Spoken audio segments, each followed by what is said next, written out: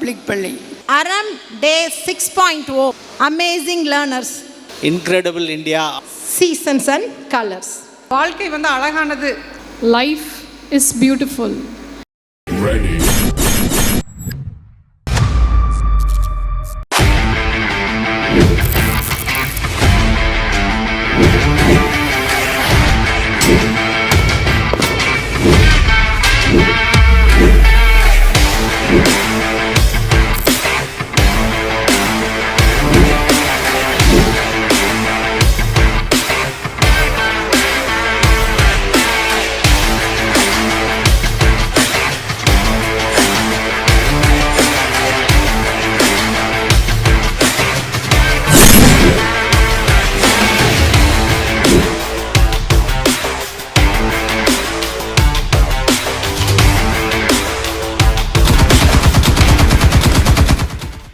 யோகாசனங்களை கற்றுத்தரப் போகிறார்கள். அவர்களோடு சேர்ந்து நாமும் கற்றுக்கொள்வோம். வாருங்கள். வாழ்க வையகம், வாழ்க வையகம், வாழ்க வளமுடன். குரு வாழ்க, குருவே துணை. சூரிய நமஸ்காரம். 1 2 3 4 5 6 7 8 9 10 11 12. Formation. 1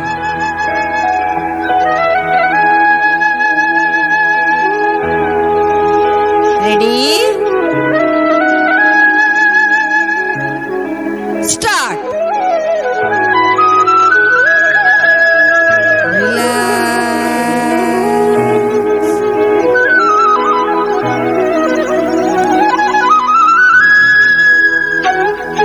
Formation.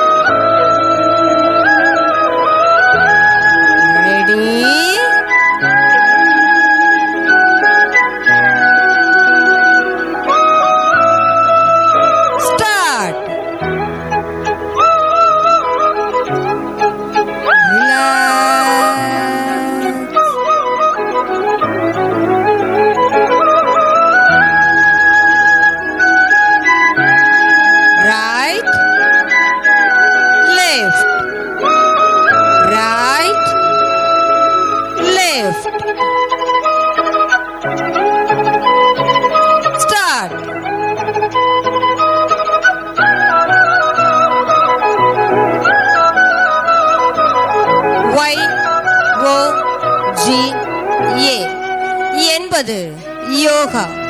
இதனை குழந்தைகள் தங்களது உடல் அசைவின் மூலம் செய்து காட்ட வருகிறார்கள். இதோ Y O G A yoga.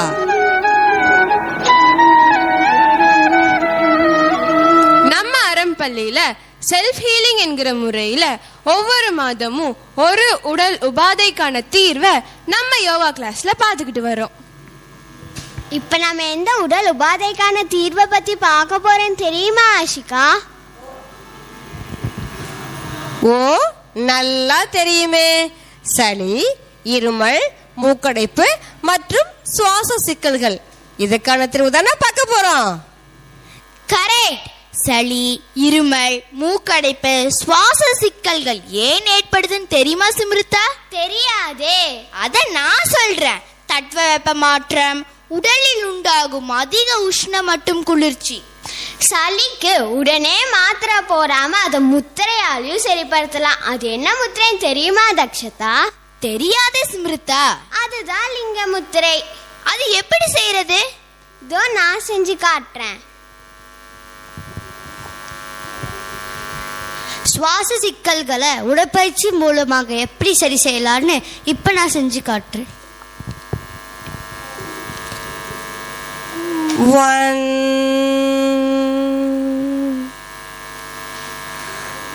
2. இப்போ நிறுத்தி நிதானமா ஆழ்ந்து மூச்சு சுவாசம் செய்யறாங்க. அதே போல நிதானமா மூச்சு காற்றை வெளியேற்றுறாங்க. இதே போல தொடர்ந்து ஒரு 5லிருந்து 10 மூச்சு நம்ம சுவாசம் செய்யும் போது நம்முடைய நுரையீரல் நன்றாக சுருங்கி விரியும் தன்மை ஏற்படும். இதன் மூலமா நமக்கு சுவாச பிரச்சனைகள் சரியாகும். சளி, இருமல், மூக்கடைப்பு, சுவாச சிக்கல்கள் எதனால வருதுன்னு தக்ஷதா சொன்னாங்க. அதை முத்திரைகள் மூலமா சரி செய்யலான்னு சிம்ருதா சொன்னாங்க. அதை உடற்பயிற்சி மூலமாகவும் சரி செய்யலான்னு அனந்தனா சொன்னாங்க. இப்போ உணவின் மூலமா எப்படி சரி செய்யலாம்னு நான் சொல்ல போறேன். சொல்லுங்கக்கா. மிளகு, சீரகம் இது ரெண்டையும் சம அளவுல எடுத்து நல்லா இடிச்சுக்கணும். அது கூட ஒரு துண்டு இஞ்சி, 10 துளசி இலை, ஒரு வெற்றிலை சேர்த்து அதையும் நல்லா இடிச்சுக்கணும்.